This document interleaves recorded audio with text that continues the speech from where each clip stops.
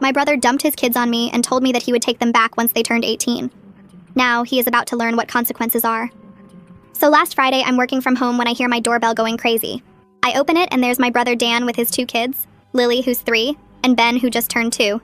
They've got these little suitcases and Dan's already walking back to his car. I'm like, what's going on?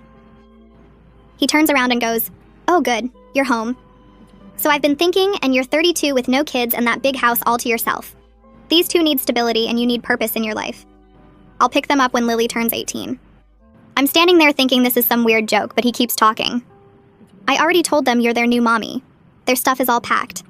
Bedtime is 8. Ben still needs pull-ups at night, and Lily won't eat vegetables unless you mix them into mac and cheese. I literally cannot speak. He goes, look, I know this is sudden, but I'm doing you a favor here. You always complain about being single and having no family of your own. Now you get to experience motherhood without having to find a man first. You should be thanking me. Then he actually says, I need to focus on my music career without distractions. Kids don't belong in a recording studio environment. You have that stable accounting job and all that free time after 5. It's perfect. I finally managed to say, Dan, you can't just leave your children here. He's already getting in his car and goes, sure I can. You're their aunt. Who else would take them? Mom and Dad are too old. Besides, you owe me for letting you stay with me that summer after college. That was literally 10 years ago, and I paid him rent. He drives off while I'm standing there with 2 crying toddlers. I bring them inside because what else am I going to do? Leave them on the porch? They're scared and asking for daddy. I give them juice boxes and put on cartoons while I call Dan. No answer. I call 15 times. Nothing. I text him that he needs to come back immediately. He texts back, stop being selfish. Those kids need you. I'm pacing around my living room trying to figure out what to do. I can't call the cops on my own brother. My parents live 3 states away and my mom has health problems. The kids are now destroying my living room and Ben has peed on my couch. That's when I get really calm and start thinking. Dan lives in this converted garage apartment behind his friend's house about 20 minutes away. He pays basically nothing because he supposedly helps with maintenance, but really he just plays guitar all day and posts videos nobody watches. His girlfriend Ashley left him 6 months ago because she got tired of supporting all 3 of them while he pursued his passion. She moved back to her parents' place in Michigan. Here's what Dan doesn't know. Ashley and I still talk. She's been telling me how he keeps begging her to come back, promising he'll change, get a real job, be responsible. She's been thinking about giving him another chance because she misses the kids. So while Lily and Ben are eating goldfish crackers off my coffee table, I call Ashley. I tell her exactly what Dan just did. She's quiet for a long time, then goes, he did what? I explain everything, how he literally abandoned them on my doorstep to focus on his music. She's furious. I've been killing myself working double shifts thinking maybe he's finally growing up and he dumps the kids on you. Then she says something that makes me smile. You know what? Bring them here. All their stuff too. My parents have been dying to meet their grandkids anyway. Ashley's parents are loaded. Like own 3 businesses loaded. They've been begging Ashley to move back home permanently, and apparently they've already set up rooms for the kids in case she gets custody. So I pack both kids into my car with all their stuff. Dan didn't even pack them enough clothes. Just random mismatched things thrown into suitcases. The drive to Michigan takes 6 hours. I have to stop 4 times for bathroom breaks and snacks. Ben throws up twice. Lily cries for daddy for the first 3 hours. When we get there, Ashley's waiting outside with her parents. Her mom immediately scoops up Ben and her dad picks up Lily. They're so happy to see the kids, and the kids remember Ashley and run to her. Ashley looks at me and goes, Dan's about to learn what consequences are. Ashley's parents bring us all inside and their house is huge. Like way bigger than I expected. The living room has these soft couches and there are toys already set up in the corner. Iris takes Ben straight to the kitchen for some milk, while Dominic carries Lily upstairs to show her the room they set up. I'm just standing there with my overnight bag feeling like I might fall over from how tired I am. The drive was so long and my brain won't stop going over everything that happened. Ashley touches my arm and tells me to sit down. She brings me water and we just sit there for a minute while her parents handle the kids. I can hear Lily upstairs saying something about a big bed, and Dominic's voice is so gentle with her. Ben is in the kitchen with Iris and he's not crying anymore. After about 20 minutes, both kids are in pajamas and Iris reads them a story in the room upstairs. They fall asleep so fast. Ashley and I go back downstairs and just sit at the kitchen table. She makes tea even though neither of us really drinks tea. We're both too wired to sleep. She tells me she's been thinking about going for custody for months now. She says Dan kept promising he'd get his act together, and she kept believing him because she wanted the kids to have their dad. But he never changed. He'd get a job and quit after 2 weeks. He'd promised to help more with the kids and then spend all day recording guitar videos. She supported all 3 of them for almost 2 years before she finally left. She moved back here 6 months ago, and it's been killing her being away from Lily and Ben. Her parents have been telling her to fight for them, but she felt guilty. Like maybe she was being selfish for wanting them when they had their actual dad. I tell her what Dan did isn't normal. Normal parents don't dump their kids on someone's doorstep and drive away.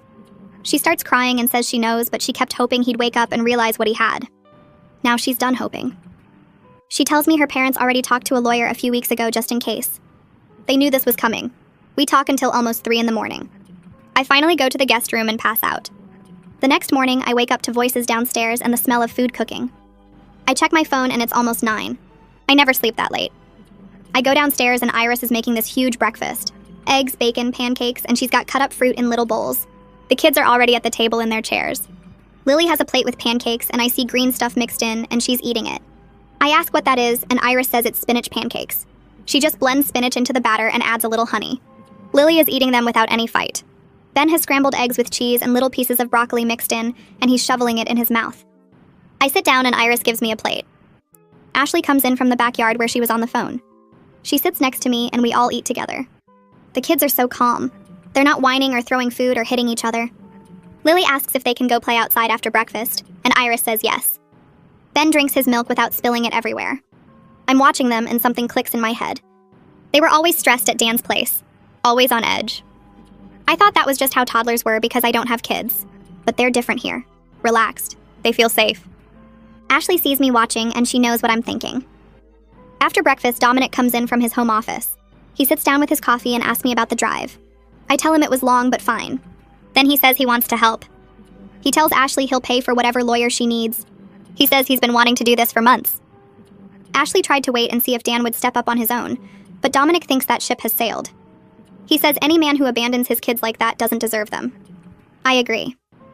Dominic makes a phone call right there at the table and sets up a meeting with some family lawyer for Monday. Everything is moving so fast.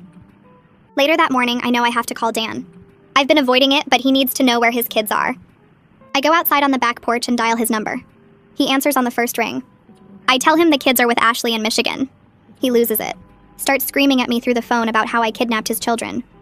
I try to explain that I brought them to their mother figure who actually wants them, but he's not listening. He's yelling that I had no right to take them out of state. He says he's calling the police. He says I'm going to jail for kidnapping. I tell him he's the one who abandoned them on my doorstep. He says that's not what happened. He says he was just asking me to watch them for a little bit. I ask him how long a little bit is and he doesn't answer. He says 15 years isn't the point. He keeps saying I stole his kids and he's going to make me pay. Ashley must hear him yelling because she comes outside. I'm shaking, I'm so mad. She takes the phone from me. She tells Dan exactly what she thinks of him. She says he dumped 2 toddlers on his sister's porch and drove away. She says she's been working double shifts thinking maybe he was finally growing up and he does this. He tries to backtrack. His voice changes and he says it was just temporary. He says he just needed a few days to focus on his music. Ashley says she's not stupid. She tells him she knows about the text where he said he'd take them back when Lily turned 18. He starts stammering and saying that was a joke. Nobody is buying it. She tells him the kids are staying with her, and if he has a problem with that, he can take it up with her lawyer. Then she hangs up on him. We think that's the end of it, but 2 hours later, there's a knock on the door. Dominic answers, and it's 2 police officers. Dan actually called the cops. The officers ask to speak with Ashley. She invites them in and explains the whole situation. She tells them about Dan showing up at my house Friday and leaving the kids there. She shows them the text between me and Dan. One officer reads the text where Dan says he'll pick them up when Lily turns 18. The officer looks at his partner and shakes his head. They ask where the kids are now, and Ashley says they're upstairs napping. The officers say this is a civil custody matter and they can't do anything. One of them asks for Dan's number. He calls Dan right there from the living room, and I can hear Dan's voice getting loud on the other end. The officer tells him he should be ashamed of himself for abandoning his kids like that. He says Dan can't just dump his children somewhere and expect everyone to go along with it. He tells Dan if he wants custody, he needs to go through the courts like everyone else. Then he hangs up. The officers tell Ashley to document everything and get a lawyer. They leave and we all just stand there. Iris makes more tea. Nobody really knows what to say. Sunday goes by in a blur. The kids play in the backyard. Ashley takes them to a park nearby. I help Iris with laundry and we fold tiny shirts and pants. It feels so normal and so weird at the same time. Monday morning comes and I have to drive back home. I have work and I've already missed Friday. Ashley hugs me at the door and thanks me for bringing them here. The kids wave goodbye from the window. The drive back is 6 hours and I have a lot of time to think. I'm so mad at Dan. He put me in this horrible position. He disrupted my entire life. He scared his own children. And for what? So he could play guitar without distractions? I gripped the steering wheel so hard my hands hurt. I stop for gas and coffee and just sit in the parking lot for a while. My phone has like 15 missed calls from Dan. I don't listen to any of the voicemails. I get home late Monday afternoon and go straight to bed. Tuesday morning, I drag myself to work. I sit at my desk with spreadsheets open on my computer and I can't focus on any of it. The numbers blur together. My boss stops by my desk around 10 and asks if I'm okay. I must look terrible. I end up telling her the whole story. She just stares at me with her mouth open. She asks if I'm serious. I show her some of the texts from Daniel. She says she's never heard of anyone doing something like that. She tells me to take the rest of the day off if I need to, but I say I'm fine. I'm not fine. I keep checking my phone for updates from Ashley. Around noon, I get a text from Ashley. She's taking the kids to a pediatrician because she doesn't think they've had proper checkups. I text back asking what she means. She says she looked through the papers Dan packed and there's no record of any doctor visits in over a year. A few hours later, she texts again. Ben needed 3 shots he was overdue for. Lily has a cavity that's been sitting there for months untreated. She's scheduling a dentist appointment for next week. I feel sick reading this. Dan couldn't even take care of basic medical stuff. What else was he not doing? I text back asking if the kids are okay. She says they're fine now, but the doctor was concerned about the neglect. She's documenting everything for the lawyer. Dan won't stop calling and texting me. His messages go back and forth between angry and pathetic. One text says I better bring his kids back right now. The next one says he just needed a break and everyone is overreacting. Another one says I ruined his life. Then one says he's sorry and can I please just talk to him? I read them all, but I stop responding. Every conversation with him just goes in circles. He never takes responsibility for anything. It's always someone else's fault. I'm done with it. I block his number Wednesday night after he calls me 17 times in a row. Ashley says he's doing the same thing to her, but she blocked him days ago. Her lawyer told her not to engage with him at all. Everything needs to go through legal channels now. The kids are safe. That's what matters. Dan made his choice when he drove away from my house. Now he gets to live with it. Thursday morning, I wake up to a text from Ashley saying her parents hired a lawyer. Some woman named Piper Frost who does custody cases. I'm making coffee when Ashley calls and puts me on speaker so I can hear what Piper is telling them. The lawyer talks fast and direct. She says Dan can't legally just give away his parental rights like that. What he did could be considered child abandonment under Michigan law. She's already drafting paperwork for emergency temporary custody. Ashley's parents are sitting right there, and I can hear Iris asking questions about timelines and what documentation they need. Piper tells them to save every text message, every missed call, every piece of evidence showing Dan's pattern of neglect. I tell them about the medical records Ashley found, the missed shots, and the cavity. Piper says that's perfect. Document everything. The call ends, and I sit there with my coffee getting cold. This is really happening. Dan is about to face actual legal consequences. 2 days later, I'm working from home again when my phone rings. It's my mom. I almost don't answer because I know Dan got to her. She starts talking before I can even say hello. She's upset with me for interfering in Dan's life. She thinks I should have just kept the kids at my house like Dan wanted. She says family helps family, and I'm making everything worse by getting Ashley involved. I let her talk for a minute, and then I cut her off. I explain that Dan didn't ask me to babysit. He literally abandoned his children on my doorstep and drove away. He told me he'd pick them up when Lily turned 18. He left them crying and scared and then blocked my calls. My mom goes quiet. I keep talking. I tell her about the medical neglect, the missed vaccines, the untreated cavity. I tell her Dan wasn't asking for help. He was dumping his responsibility because he wanted to focus on his music career. She doesn't say anything for a long time. Then she admits she knew Dan was struggling, but she didn't realize it was this bad. She thought maybe he was just overwhelmed and needed a break. I tell her this wasn't a break. This was abandonment. My dad gets on the phone. He's calmer than Mom. He says Dan has always been irresponsible, but this crosses a line. He remembers all the times Dan quit jobs or bailed on commitments. He says he wishes he and Mom could help more, but with Mom's health issues, they can't take on 2 toddlers. I tell him I understand, and that Ashley is doing an amazing job. The kids are safe and happy. So Dad says he's proud of me for making the hard choice to get them somewhere stable. After we hang up, I feel exhausted. My own parents almost took Dan's side. They almost believed his version where I'm the bad guy. That afternoon, Ashley sends me videos. The first one shows Lily on a huge swing set in the backyard. She's laughing and kicking her legs. The second video is Ben chasing bubbles that Dominic is blowing. He's giggling and stumbling around trying to catch them. Both kids look happier than I ever saw them at Dan's apartment. Their faces are relaxed. They're not scared or stressed. I watched the videos 3 times. This is what normal childhood looks like. This is what they deserved all along. The following Wednesday, Ashley texts me that Child Welfare Services contacted her. Dan filed a complaint claiming she kidnapped his kids. She has to explain the whole situation to a caseworker named Bodie Holloway. She's nervous about it, but Piper told her to be completely honest about everything. The next day, Bodie comes to evaluate Ashley's living situation.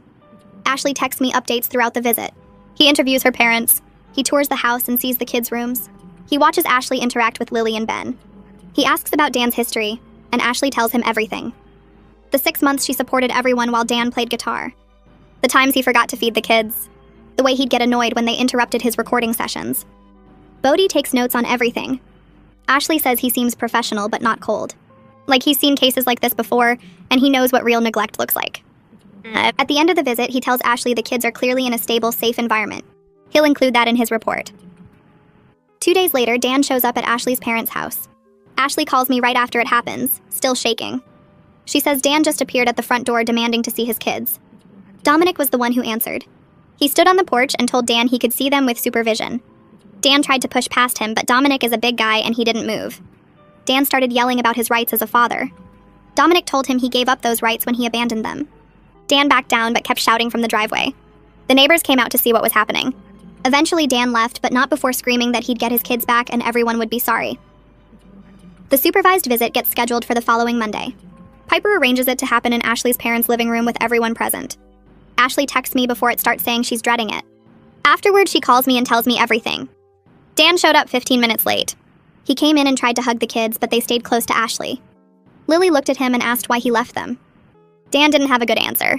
He mumbled something about needing to work on his music, and that they'd understand when they were older. Ben started playing with blocks and barely looked at Dan. Dan tried to engage them, but they weren't interested. He asked Lily about her day, and she gave one-word answers. He tried to show Ben a video on his phone, but Ben wandered away. The whole thing was awkward and tense. After 20 minutes, Dan got frustrated.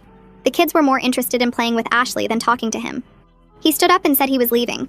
He told everyone they'd turned his children against him. He said they were poisoning Lily and Ben's minds.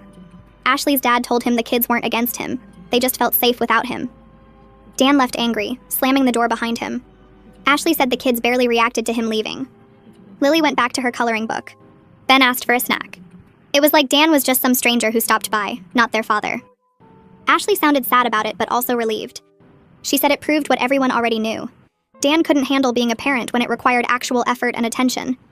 He wanted kids who adored him without him having to do any of the work. The next morning, Piper calls Ashley and tells her they need to move fast on emergency custody. She explains that what Dan did counts as child abandonment under Michigan law, and they can use that to get temporary custody right away, while the full case goes through the courts. Ashley puts her on speaker so I can hear too before I drive home. Piper says she'll file the paperwork that afternoon, and they should have a hearing date within 2 weeks. She needs statements from both of us about what happened that Friday, plus documentation of everything since then. Ashley already has records from the pediatrician visit showing the missed vaccines and untreated cavity. Piper sounds confident when she tells us this is one of the clearest cases she's handled. A parent can't just drop kids off and disappear for weeks. I drive back home that day and get back to my normal work routine, but I'm checking my phone constantly for updates from Ashley and Piper. 3 days later, Ashley texts me that Dan hired a lawyer. Some guy his friend knows who does general practice stuff. His lawyer already sent Piper a letter claiming this whole thing is a big misunderstanding. According to him, Dan was just asking his sister for temporary help with childcare, and everyone overreacted. The letter says Dan never intended to abandon his children, and he's been trying to work out a reasonable arrangement. I actually laugh when Ashley sends me a photo of the letter. Dan told me he'd pick them up when Lily turned 18. That's not asking for help with childcare. That's dumping your kids and walking away. Piper responds to Dan's lawyer with copies of my texts from that day, screenshots of Dan's message telling me to stop being selfish, and a detailed timeline of everything that happened. She also includes the pediatrician's report and statements from Ashley about the 6 months she supported everyone while Dan played guitar. Dan's lawyer goes quiet after that. A week after I got back home, Bodie calls me to set up a time for my official statement. He comes to my house on a Tuesday evening after work and sits at my kitchen table with a recorder and a notepad. He asks me to describe exactly what happened that Friday, starting from when I heard the doorbell. I tell him everything. How Dan showed up with the kids and their little suitcases. How he was already walking back to his car before I even opened the door. How he told me I needed purpose in my life and he'd pick them up when Lily turned 18. Bodie doesn't interrupt, just takes notes and nods. I describe how Dan said kids don't belong in a recording studio environment and he needed to focus on his music career. How he brought up me staying with him 10 years ago like I owed him. How he drove away while his kids were crying on my porch. Bodie's expression gets more serious as I talk. He asks specific questions about what Dan said word for word. He asks if Dan seemed impaired or having a mental health crisis. I tell him no, Dan seemed completely normal, just selfish. He was calm and matter-of-fact about leaving his kids, like he'd made a decision and expected everyone to go along with it. Bodhi asks about my relationship with Dan before this happened. I explain that we were never super close, but we got along okay. I saw him and the kids maybe once a month. I knew Ashley had left him, but I didn't know things were this bad. The whole statement takes about 90 minutes. At the end, Bodhi tells me this will be part of the evidence for the custody case. He says my account matches everything Ashley told him and all the documentation they have. 2 weeks after Piper filed the paperwork, the emergency custody hearing happens. I take 2 days off work and drive back to Michigan. The hearing is in family court on a Thursday morning. Ashley is nervous and her parents are there supporting her. Piper meets us outside the courtroom and goes over what will happen. The judge will hear from both sides and look at the evidence, then decide on temporary custody until the full case can be heard. Dan shows up 15 minutes late with his lawyer. He's wearing jeans and a wrinkled button-down shirt. His lawyer looks annoyed that he's late. We all go into the courtroom and it's smaller than I expected. Just the judge's bench, a table for each side, and a few rows of seats. The judge is a woman probably in her 50s who looks tired. Piper presents our case first. She walks the judge through everything that happened, starting with Dan showing up at my door. She enters my statement as evidence along with the text messages and photos of the kids' suitcases. She presents the pediatrician's report showing medical neglect. She has Ashley's account of the 6 months she supported the family. She has Bodhi's evaluation report showing the kids are in a safe, stable environment now. Dan's lawyer tries to argue that Dan was overwhelmed and made a poor decision in a moment of stress. He claims Dan immediately regretted it and has been trying to work out an arrangement. Piper asks why Dan didn't come back for his kids that same day if he regretted it. Why he didn't respond to my 15 phone calls. Why he texted me to stop being selfish instead of coming to get his children. Dan's lawyer doesn't have good answers. Then I have to testify. Piper asks me to describe what happened, and I tell the judge the same thing I told Bodhi. The judge asks me directly if Dan said he would pick the kids up when Lily turned 18. I say yes. Those were his exact words. She asks if he seemed to be joking or exaggerating. I say no. He was completely serious. He had their stuff packed and he drove away. The judge looks at Dan and asks if he wants to testify. His lawyer advises him not to, but Dan insists. He gets up there and immediately starts making excuses. He talks about the stress of being a single parent and trying to build his music career. He says he thought his sister would be happy to help out since she's always complaining about being lonely. The judge cuts him off and asks if he told me I needed purpose in my life. Dan admits he said something like that. She asks if he told me he'd pick up his kids when Lily turned 18. Dan tries to claim he was being dramatic and didn't mean it literally. The judge doesn't look convinced. She asks why he didn't come back that same day. Dan says he thought I would call him when I calmed down and we could talk reasonably. The judge asks why he didn't answer my 15 phone calls. Dan doesn't have an answer for that. The whole hearing takes about 2 hours. At the end, the judge says she's granting Ashley temporary custody immediately. She says Dan's actions constitute child abandonment, and the children's welfare requires them to remain in their current stable environment. Dan sits there looking shocked, like he genuinely didn't think there would be consequences. His lawyer tries to argue for immediate visitation rights. The judge shuts that down fast. She orders supervised visits only until a full evaluation is done. She wants reports from the court monitor about Dan's interactions with the kids. She sets a date for the full custody hearing 3 months out. Dan's face goes red and he starts to stand up, but his lawyer pulls him back down. After the judge leaves, Dan corners me in the parking lot. He's furious and asking why I'm doing this to him. I tell him I'm not doing anything. He did this to himself when he dumped his kids and drove away. He says I'm ruining his life over one mistake. I tell him abandoning your children isn't a mistake, it's a choice. He starts yelling that I'm a terrible sister and I've always been jealous of him. Ashley's dad, Dominic, steps between us and tells Dan to leave. Dan storms off to his car still yelling. I'm shaking but also relieved it's over. My relationship with Dan is completely destroyed after that. He sends me angry texts all weekend calling me a traitor. He says I ruined his life and turned everyone against him. He says I'll regret this when he gets his kids back and cuts me out of their lives forever. I read the first few messages and then block his number. I'm done with his manipulation and blame shifting. He had chance after chance to be a decent father and he chose his music career every single time. 3 weeks after the custody hearing, Ashley calls me one evening sounding emotional. She tells me the kids are starting to call her mama. It happened naturally. Lily said it first when Ashley was putting her to bed, and then Ben copied her the next morning. Ashley cried happy tears when she told me. She says her parents are amazing grandparents. They take the kids to the park every afternoon when the weather is nice. They read bedtime stories every single night. They've set up a playroom in one of the spare bedrooms with toys and books and art supplies. The kids have a routine now with regular mealtimes and bedtimes. They're not scared or anxious anymore. I visit Michigan again 4 weeks after the custody hearing. I'm amazed at how much Lily and Ben have changed. They're calmer and sleeping through the night. Lily doesn't cry for Dan anymore. Ben is talking more and using full sentences. Ashley enrolled them in a really good daycare program, and Lily's teacher tells Ashley she's thriving. She's making friends and learning her letters and numbers. The teacher says she's never seen a child adjust so well to a new environment. Ben is doing great too, playing with other kids and following directions. When I'm there that weekend, the kids are happy and relaxed. They show me their rooms and their toys. Lily draws me a picture of her family, and it's Ashley, her grandparents, and Ben. Dan isn't in it. Meanwhile, Dan's supervised visits aren't going well. Ashley tells me the court monitor has been sending reports to the judge.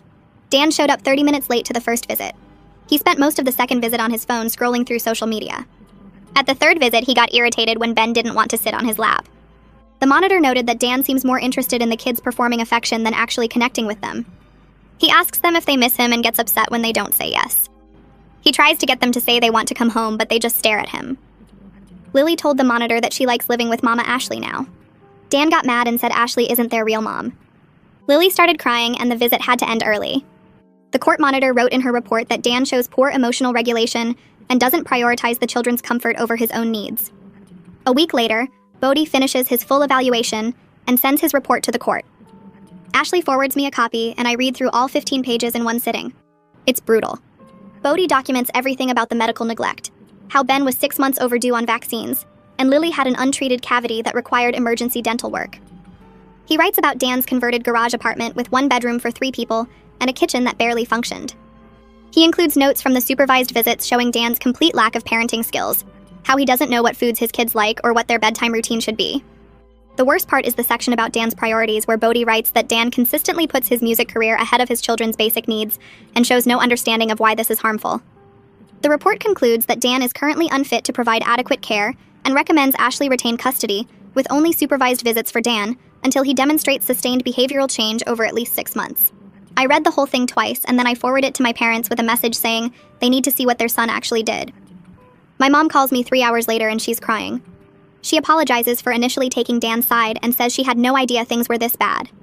She admits she knew Dan was struggling, but thought he just needed help with childcare, not that he was completely neglecting the kids. My dad gets on the phone and he sounds angry in a way I've never heard before. He tells me he's ashamed of Dan and offers to testify in court about Dan's history of avoiding responsibility if it would help Ashley's case. He brings up things from years ago, how Dan quit every job after a few months, how he borrowed money from them constantly and never paid it back, how he always had an excuse for why nothing was ever his fault. My mom says she's going to call Ashley directly to apologize and ask what she can do to help. 2 days later, Ashley tells me my mom called and they talked for over an hour. My mom apologized for doubting her and said she supports Ashley getting full custody. She even offered to visit Michigan to see the kids in their new home, which Ashley agreed to. Meanwhile, Dan's lawyer contacts Piper trying to work out a deal. The lawyer suggests that if Dan completes a 12-week parenting class and does therapy, he should get the kids back with a transition plan. Piper calls Ashley to discuss this, and Ashley puts her on speaker so I can hear. Piper actually laughs when she explains the offer and says absolutely not. These children are not bargaining chips. She tells Ashley the lawyer is trying to avoid a full custody battle because they know Dan's case is terrible. Piper says Dan needs to prove sustained change over time, not just check boxes on a list, and even then he'd need to start with supervised visits and work his way up over months or years. Ashley agrees immediately and tells Piper to reject the offer. The lawyer calls back trying to negotiate, but Piper shuts it down completely. 4 weeks after Dan dumped the kids on my doorstep, he makes his biggest mistake yet. He posts on Facebook about how his family betrayed him and kept him from his children. The post is long and rambling, talking about how he's a good father who just needed temporary help and everyone turned against him. He writes that I kidnapped his kids and took them to another state, that Ashley is poisoning them against him, that his parents won't even answer his calls. He says he's being denied his rights as a father and asks for support. Within an hour, several of his friends comment with supportive messages about how awful we all are. Then Ashley sees the post. She screenshots Dan's entire text history with her, including the messages where he begged her to come back while complaining about having to watch his own kids. She screenshots his Venmo requests asking her for money for guitar equipment while the kids needed clothes. She posts the full story with all the receipts, explaining exactly what Dan did and how he literally abandoned his children to focus on his music. She includes photos of the kids' medical records showing the neglect. The comments shift immediately. People start asking Dan what kind of father abandons toddlers on someone's doorstep. His friends from high school comment asking if this is really true. Someone who used to work with him says he's not surprised because Dan always blamed everyone else for his problems. More people pile on, sharing their own stories about Dan being unreliable and selfish. Dan deletes the original post within 3 hours, but it's too late. People have already screenshotted everything, and the images are spreading through our mutual friends. I start getting messages on Facebook from people I went to high school with. They ask if the story about Dan is true, and I confirm every detail. Then they start sharing their own experiences. Sarah Maynard tells me Dan borrowed $200 from her 7 years ago and never paid her back. Mike Fleming says Dan was supposed to be his roommate in college, but bailed a week before move-in, leaving Mike scrambling to find someone else. Jessica Gomez shares that Dan hit on her at a party while he was dating Ashley. The messages keep coming, and I realize Dan has been like this his entire adult life. He's always been the person who takes and never gives, who makes promises he doesn't keep, who expects everyone else to fix his problems. I feel validated reading these messages because it confirms I did the right thing. Meanwhile, the supervised visits are supposed to happen every Saturday afternoon at a neutral location. So Dan shows up to the first one after the social media disaster, but he's 40 minutes late. The court monitor notes this in her report. The second visit, he spends most of the time scrolling through his phone while Lily tries to show him a drawing.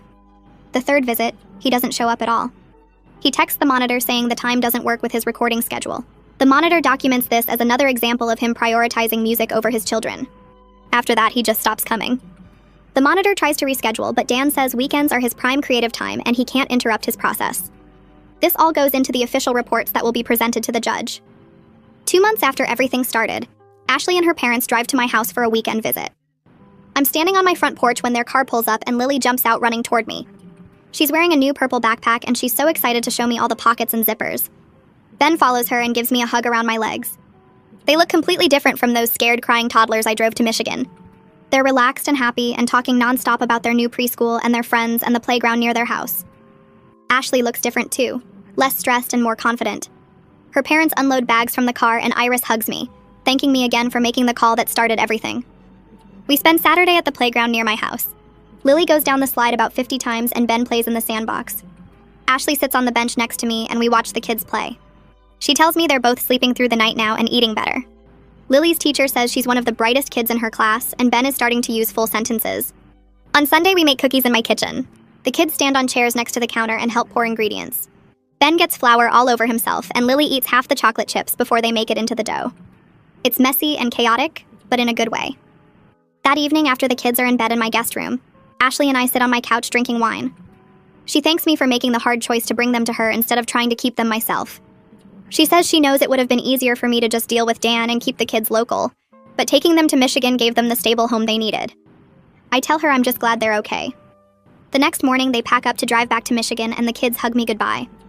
As I watch their car pull away, I feel good about everything. 3 weeks later, Piper calls Ashley to tell her the full custody hearing is scheduled for 3 months after the original abandonment. Piper says they have mountains of evidence showing Dan's unfitness and Ashley's excellent care. She has Bodie's evaluation, the court monitor's reports, the medical records, the supervised visit documentation, and statements from multiple people about Dan's pattern of irresponsibility. Piper tells Ashley to prepare for testimony about the past 6 months with Dan and the past 2 months with the kids. They schedule several prep sessions to go over everything. Ashley sounds nervous on the phone when she tells me about it, but I remind her she has everything on her side.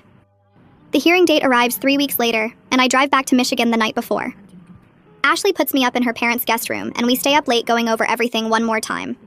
She's nervous but ready, and Piper has prepared her well for what to expect. The next morning, we all drive to the courthouse together. Ashley's parents are dressed up nice, and they both hug Ashley before we go inside. The courtroom is smaller than I expected, with wood paneling and fluorescent lights that make everything look washed out. We sit at a table on one side with Piper and wait for Dan to show up. He walks in 20 minutes late wearing a wrinkled button-up shirt that looks like he slept in it. His lawyer is this older guy in a cheap suit who keeps shuffling papers around like he's disorganized. The judge is a woman in her 50s with reading glasses on a chain, and she looks annoyed before anything even starts. Dan's lawyer stands up first and starts talking about how Dan has been struggling with his mental health. He says Dan was going through a crisis when he left the kids and he needs therapy, not punishment. The lawyer keeps using words like undiagnosed anxiety and overwhelming stress, and he makes it sound like Dan is the victim here. The judge listens without any expression on her face. She asks Dan's lawyer if he has any documentation of this mental health crisis. The lawyer admits he doesn't have any medical records because Dan hasn't actually seen a doctor. The judge writes something down and her mouth gets tight. Then it's my turn to testify. I walk up to the witness stand and put my hand on the Bible and swear to tell the truth. Piper asks me to describe what happened that Friday, and I tell the whole story again. This time I don't just talk about the abandonment. I talk about how Dan has always avoided responsibility his whole life. I tell the judge about the time he quit 3 jobs in 1 year because he didn't like his managers. I describe how he borrowed money from our parents and never paid it back. I explain how he's been trying to be a musician for 10 years, but he's never actually finished recording an album or played a real paid gig. The judge starts asking me questions directly. She wants to know about Dan's employment history, and I have to admit I don't think he's had a steady job in at least 2 years. She asks about financial support for the kids, and I tell her Ashley was paying for everything when they were together. She asks if Dan ever took the kids to doctor appointments, and I say I don't think, so based on what Ashley told me. Dan is sitting at his table getting red in the face while I talk. His lawyer objects a few times, but the judge overrules him. When I'm done testifying, I go back to sit with Ashley and she squeezes my hand. Then Ashley takes the stand. She looks scared, but she keeps her voice steady. Piper asks her about the 6 months before she left Dan, and Ashley describes it all in detail. She talks about working double shifts as a waitress while Dan stayed home supposedly watching the kids. She explains how she'd come home at midnight after being on her feet for 10 hours and find the kids still awake because Dan was in the garage recording videos.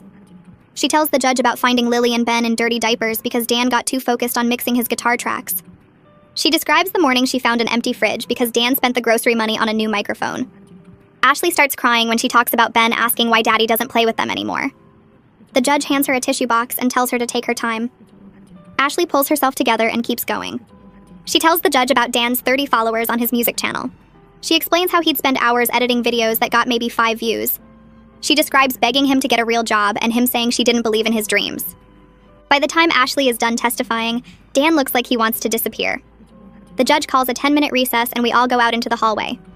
Ashley's mom hugs her and tells her she did great. Then the pediatrician testifies. She's a young doctor with her hair in a bun and she has Ben and Lily's medical records with her. She points out all the missed vaccine appointments. She shows the judge photos of Lily's untreated cavity that got so bad it needed emergency dental work. She explains that Ben was underweight for his age when Ashley first brought him in. The judge asks if this level of medical neglect is common and the pediatrician says no, most parents are much more attentive. After her comes the daycare director from Dan's area. She's an older woman who looks tired and she doesn't hold back. She testifies that Dan was frequently late for pickup, sometimes by hours. She describes the time he forgot to pick up Ben completely, and they had to call the emergency contact at 10 at night. She tells the judge about the days Dan would drop the kids off without their lunch or extra clothes. She says the staff started keeping spare supplies just for Lily and Ben because Dan was so unreliable. Dan's lawyer tries to cross-examine her, but she just repeats the same facts. Then Dan has to testify. He walks up to the stand looking defensive, and his lawyer asks him softball questions. Dan starts talking about how hard it is to be a single dad. He blames Ashley for leaving him when he needed support. He says his sister overreacted by taking the kids to Michigan. He claims he only meant for them to stay with me for a few days while he got his head together. The judge interrupts him and asks directly why he told me he'd pick them up when Lily turned 18. Dan stammers and says he was joking. The judge asks if he thinks abandoning toddlers is funny. Dan starts backtracking and saying he was stressed and didn't mean it that way. The judge asks about his employment and Dan admits he doesn't have a regular job right now. She asks how he's supporting himself and he says he does odd jobs and gets help from friends. She asks about the music career and Dan gets animated talking about his vision and his sound. The judge lets him go on for a minute, then cuts him off. She asks how many paid gigs he's had in the last year. Dan says none, but he's building his online presence. She asks how much money he's made from his music. Dan admits it's $0. The judge asks how he planned to support 2 children with no income. Dan starts saying that's why he needed them to stay with his sister who has a good job. The judge tells him that's not how parenting works. Dan gets frustrated and starts saying everyone is against him. He says Ashley poisoned the kids against him. He blames me for interfering. He says his parents never supported his dreams. The judge tells him to stop blaming everyone else and take responsibility for his own actions. Dan keeps arguing, and the judge warns him she'll hold him in contempt if he doesn't calm down. Dan finally shuts up, but he's breathing hard and glaring at everyone. The judge calls another recess, and this one lasts 30 minutes. We sit in the hallway and nobody talks much. Ashley's dad gets us all coffee from a vending machine. When we go back in, the judge has clearly made her decision. She goes through everything point by point. She talks about the abandonment and Dan's lack of employment. She mentions the medical neglect and the daycare incidents. She discusses Dan's inability to take responsibility and his focus on music over his children. Then she announces her ruling. Ashley gets full legal and physical custody of both kids.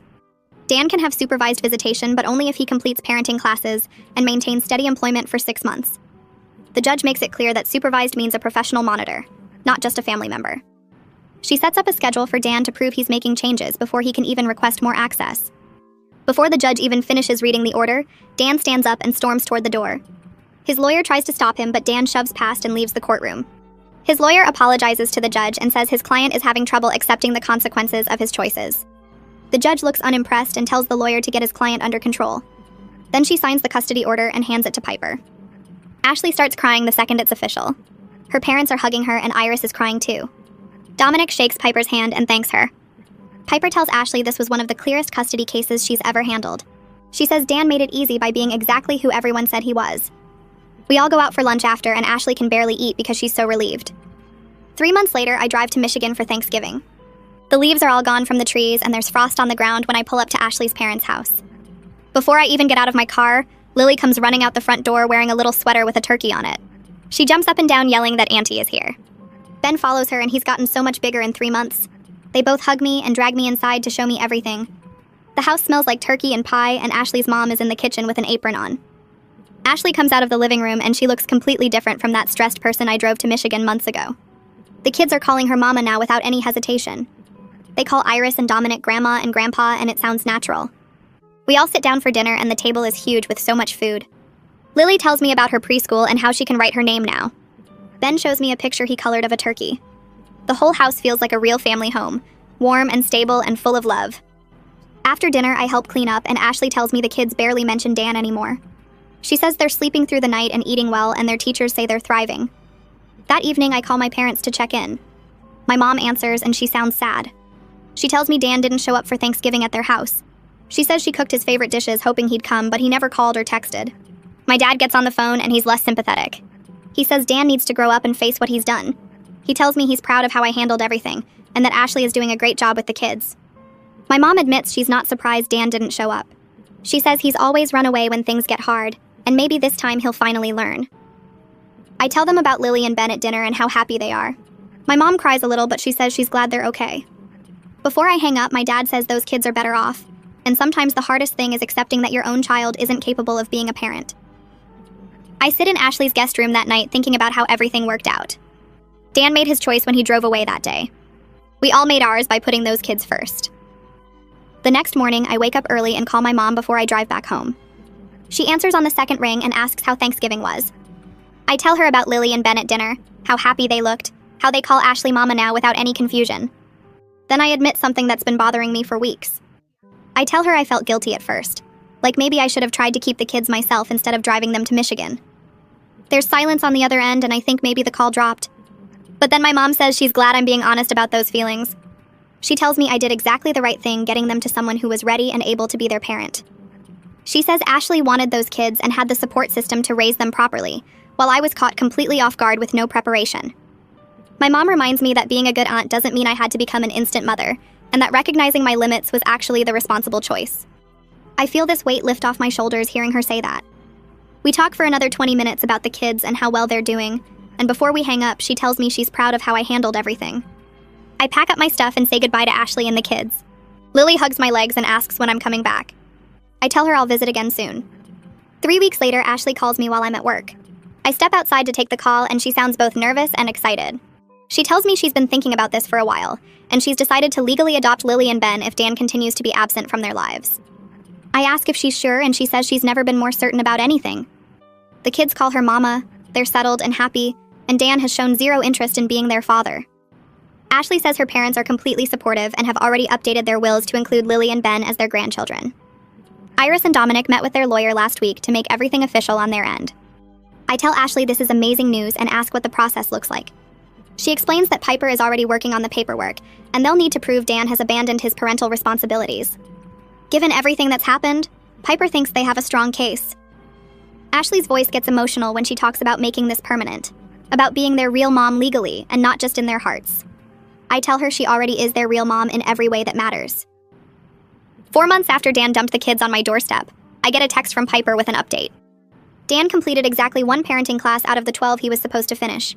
He showed up to the first session and then never went back. The instructor tried calling him multiple times, but Dan ignored every message. Even worse, Dan lost his part-time job at the music store because he kept showing up late or not at all.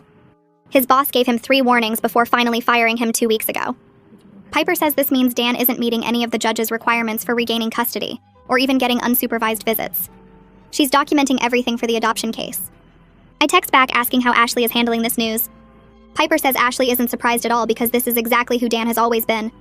She says the more Dan fails to step up, the stronger their case becomes for terminating his parental rights. Part of me feels sad that my brother is throwing away his own children like this. But a bigger part of me is relieved because it means Lily and Ben get to stay where they're safe and loved. The court monitor assigned to Dan's case reaches out to schedule his supervised visits. She leaves him 3 voicemails over 2 weeks. She sends him 5 emails with different date and time options. Dan doesn't respond to any of them. The monitor calls Piper to report that she cannot fulfill her duties if the parent won't communicate or show up. Piper documents this continued abandonment as more evidence for the adoption case. She adds it to a growing file that shows Dan's complete lack of interest in his children's lives. The monitor notes in her official report that Dan has made 0 effort to see his kids despite multiple opportunities being offered. This isn't a parent who wants custody but faces obstacles. This is a parent who walked away and never looked back. Piper tells me this kind of documentation makes adoption cases much easier because it proves the parent has voluntarily abandoned their rights. She says judges take this very seriously, especially when young children are involved. I start driving to Michigan once a month to visit. The first Saturday of every month, I make the 6-hour drive and spend the weekend with Ashley and the kids. Lily and Ben get so excited when I arrive. They run to the door yelling that Auntie is here and jump up and down until I pick them both up. They drag me inside to show me their new toys and drawings and books. Ben has a collection of toy cars now that he lines up on the coffee table. Lily draws pictures of their family with stick figures labeled Mama, Grandma, Grandpa, Ben, and Auntie. I'm always included in her drawings and it makes my heart feel full. We go to the park and I push them on the swings. We make cookies in Iris's huge kitchen and they help pour ingredients while getting flour everywhere. I love being the fun aunt who shows up once a month for adventures and then goes home. I get to be part of their lives without the constant responsibility of parenting. It's the perfect balance for me. 5 months after everything started, Ashley enrolls the kids in an excellent preschool program near her parents' house. The school has a great reputation and a waiting list, but Dominic knows someone on the board and pulled some strings to get them in. Lily goes 5 mornings a week and Ben goes 3 mornings. Ashley sends me pictures of their first day with little backpacks and new shoes. 2 weeks later, she calls to tell me how well they're doing. Lily is already learning to read simple words and can write her whole name. Ben is working on colors and shapes and can count to 10. Their teachers say both kids are bright and engaged, always participating and asking questions. The teachers also mention how well adjusted they seem, which surprises them given the recent upheaval in their lives. Ashley tells the teachers about the stable home environment and all the support from her parents. The preschool director comments that you can tell when kids feel secure, and Lily and Ben clearly feel safe and loved. My parents finally meet Ashley's parents at one of my monthly visits. I coordinate the whole thing, making sure everyone comes to Michigan on the same weekend. My mom is nervous about meeting Iris and Dominic because she knows they're wealthy and she feels bad that her own son caused this whole mess. But the second they all sit down together in the living room, the tension disappears. Iris brings out coffee and homemade cookies. Dominic asks my dad about his work, and they discover they both love fishing. My mom watches Lily and Ben play, and her eyes get teary. She tells Iris and Dominic that she's so grateful they're giving her grandchildren the stability they need. She apologizes for Dan's behavior even though it's not her fault. Iris reaches over and squeezes my mom's hand, telling her that the kids are loved, and that's all that matters. Dominic says they're happy to be grandparents, and that family is what you make it. My dad nods and says Dan made his choice when he drove away that day. Everyone agrees the kids are better off now. By the end of the visit, my parents and Ashley's parents exchange phone numbers and promise to stay in touch. Dan surfaces briefly in month 5 with a text to Ashley asking for money. The text says he's about to get a big break with his music and just needs some cash to cover studio time for recording his demo. He promises to pay her back as soon as his career takes off. He doesn't ask about the kids. He doesn't ask how they're doing or if they need anything. The entire message is about him and his music and what he needs. Ashley shows me the text and I can see the anger in her eyes. She blocks his number immediately without responding. Then she forwards the screenshot to Piper. Piper adds it to the file as further evidence of Dan's priorities. She points out to the court that Dan has made no effort to see his children in 5 months, but has no problem reaching out when he wants money. This kind of behavior makes it very clear where Dan's focus lies, and it's not on being a father. Piper says this text might actually help their case more than hurt it because it shows Dan's true character so clearly. 6 months after Dan abandoned his kids on my doorstep, I'm back to my normal work routine. I go to the office 5 days a week, work on tax returns and financial statements, meet with clients about their accounting needs. On the surface, everything looks the same as it did before that Friday. But I'm different now in ways I didn't expect. I'm closer to Ashley than I've ever been, bonded by what we went through together and our shared love for those kids. I talk to her at least twice a week and visit Michigan once a month. I have better boundaries with Dan, which really means I have no contact with him at all. I blocked his number after he sent me angry texts calling me a traitor. I'm proud of the choice I made that day to drive those kids to safety instead of trying to handle everything myself. I know I did the right thing even when it was hard. My life has more meaning now because I'm part of something bigger than just my job and my quiet house. I'm auntie to 2 amazing kids who are growing up safe and loved. That matters more than I ever expected it would. Ashley starts the formal adoption process with Piper's help. They file the paperwork to terminate Dan's parental rights based on abandonment. The petition includes all the documentation Piper has been collecting for 6 months. Dan's failure to complete parenting classes, his refusal to respond to the court monitor, his lack of employment, his complete absence from the kids' lives, the medical neglect before he abandoned them. Every piece of evidence builds a clear picture of a man who chose his own wants over his children's needs. Ashley has to fill out pages of forms about her income, her living situation, her support system, her plans for the kids' future. Iris and Dominic provide financial statements showing they can help support the children. Character references come from the pediatrician, the preschool teachers, neighbors, and family friends. Everyone agrees this adoption is what's best for Lily and Ben. The kids are thriving in Ashley's care with her parents' support. Dan has shown no genuine effort to be a parent and has actually gone out of his way to avoid his responsibilities. Piper tells Ashley the case is as strong as any she's seen. Now they just have to wait for the court date and hope the judge sees what everyone else can see so clearly. 7 months after everything started, I'm at Ashley's house for the weekend and Lily is showing me her room. She points to a photo on her dresser and says it's from their old house, then immediately starts telling me about the new swing set in the backyard. No sadness, no questions about when they're going back. Just a simple fact that they used to live somewhere else, and now they live here. Ben doesn't mention Dan at all anymore. He calls Ashley Mama and runs to Dominic when he wants to play trucks.